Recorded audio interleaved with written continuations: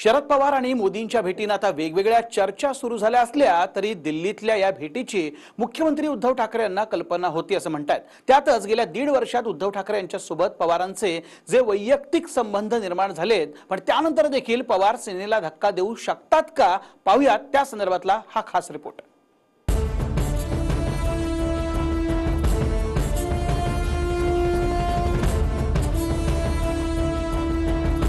मुख्यमंत्री महोदय से भी इस विषय पे पहले से बात हुई थी। शरद पवार आणि पंतप्रधान मोदींच्या दिल्लीतल्या भेटीनंतर महाराष्ट्रात राजकीय उलथापालथ होणार का, यावरून चर्चा सुरू आहे। पण पवारांनी मोदींची भेट घेण्याआधी मुख्यमंत्री उद्धव ठाकरेंना कल्पना दिली होती।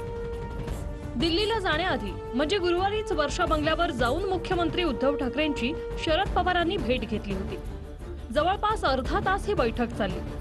मुख्यमंत्र्यांची भेट घेतल्यानंतर दुसऱ्या दिवशी म्हणजे शुक्रवारी शरद पवार दिल्लीला आले आणि त्यानंतर पवार मोदींना भेटले। प्रधानमंत्री जी से पवार साहब की मुलाकात हुई, ये कांग्रेस के नेताओं की जानकारी में है और इस विषय पे प्रधानमंत्री से मुलाकात करेंगे ये भी बताया गया था। और मुख्यमंत्री महोदय से भी इस विषय पे पहले से बात हुई थी। कोई ये मीटिंग एकाएक हो गई ऐसा नहीं, जो एक गंभीर विषय है उसको लेके मीटिंग हुई। पवार आणि मुख्यमंत्री उद्धव ठाकरेंमध्ये चांगले संबंध आहेत आणि उद्धव ठाकरेंच्या मनात त्यांची वेगळी इमेज निर्माण केली आहे। 2019 मध्ये एकीकडे महाविकास आघाडीची सत्ता स्थापन संदर्भात शिवसेना आणि काँग्रेस सोबत चर्चा सुरू असताना फडणवीसांनी थेट अजित पवारांना सोबत घेऊन सर्वांनाच धक्का देत सत्ता स्थापन केली होती। अजित पवारांच्या फडणवीसांशी या हात मिळवणी मागे शरद पवारांचाच हात असल्याच्या चर्चाही सुरू झाल्या।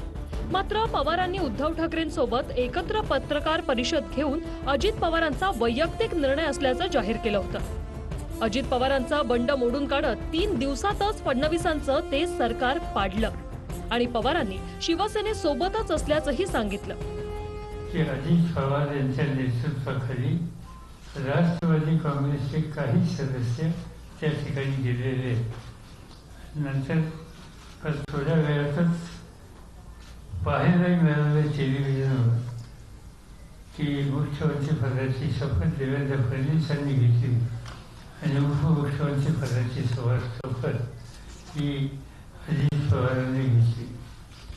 हा जो काही निर्णय अजित पवारांचा आहे हा राष्ट्रवादी काँग्रेस पक्षाच्या पूर्णपणाने धोरणाच्या विरुद्ध आहे।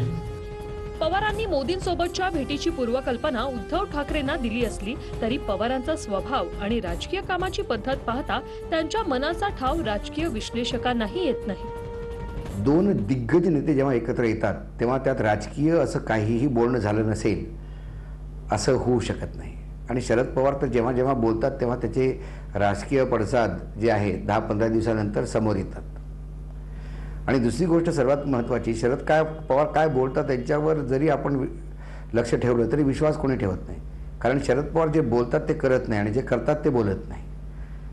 लोक म्हणतात शरद पवारांच्या डाव्या हाताला माहीत नसतं उजवा हात काय करतो। त्यामुळे शरद पवार जेव्हा भेटून आले त्यानंतर काय होतं हे पाहायला पाहिजे। महाविकास आघाडीला 1.5 वर्षाहून अधिक कालावधी झाला।